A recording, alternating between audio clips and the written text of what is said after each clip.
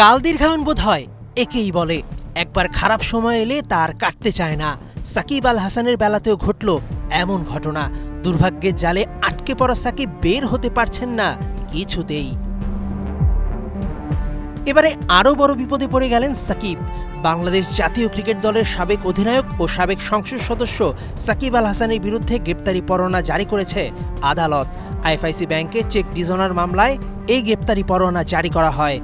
সাকিব ছাড়াও আরও দুইজনের বিরুদ্ধে একই মামলায় গ্রেপ্তারি পরোয়ানা জারি করা হয়েছে। মামলার নথি থেকে জানা যায়, সাকিব সহ 4 আসামির বিরুদ্ধে 4,14,57,000 টাকার চেক ডিজনারের মামলাটি করা হয় গেল বছর 15 ডিসেম্বর। 18 জানুয়ারি আসামিদের আদালতে হাজিরা দিতে বলা হয়। শুধু তাই নয়, সাকিবের বিরুদ্ধে অতীতে রয়েছে শেয়ার বাজার কারসাজির অভিযোগও। এই তো কিছুদিন আগে ক্যারিয়ারে প্রথমবারের মতো বোলিং অ্যাকশনে নিষেধাজ্ঞা পান সাকিব। মরার উপর খাড়ার খা লাল সবুজের জার্সিতে ক্রিকেট খেলা তো দূরে থাক, কবে যে আবার দেশে আসবেন নাম্বার 75 সেটাই এখন সবার অজানা।